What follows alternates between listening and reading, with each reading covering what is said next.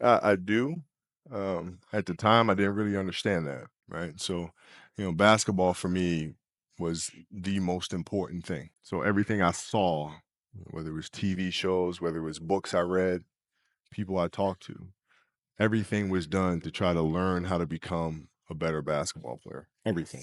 Everything. And so when you have that point of view, then literally the world becomes your library to help you to become better at your craft. Know what you want, the world's giving you exactly the information you need to become 100% better at it. because you know what you're looking for. Got it. Well, it depends what year. So like at 13 years old, I played the longer game because my game wasn't about being better than you at 13. It was to be better than you when, the chips are really on the line.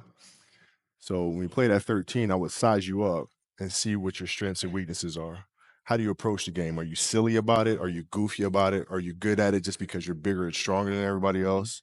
Right? Or is there actually thought and skill that you put into it? Right. And when I'd play to my weaknesses. I wouldn't play to my strengths. I play to my weaknesses.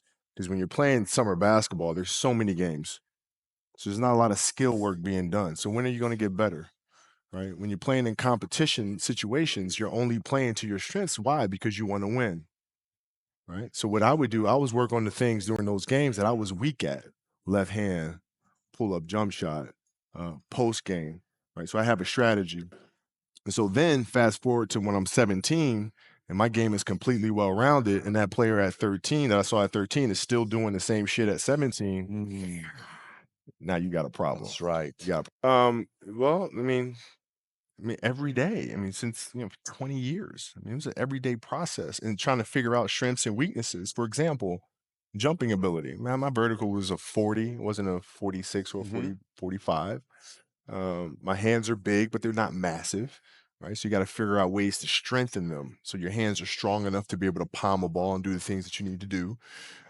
Quickness, I was quick, but not insanely quick. I was fast, but not ridiculously fast, right? So I had to rely on skill a lot more. I had to rely on angles a lot more. I had to study the game a lot more. And but I enjoyed it though. So like from the time I can remember when I started watching the game, I studied the game and it just never changed. Put myself in a place where at practice or when I'm training or during games, I switch my mind to something else. I switch my mode into something else, right? For me, it's the equivalent of Maximus Decimus Meridius and Gladiator picking up the dirt, smelling the dirt. It's go time, right? So that was my mental switch. It was like an actor getting ready for a film. You got to put yourself in that cage. When you're in that cage, you are that character.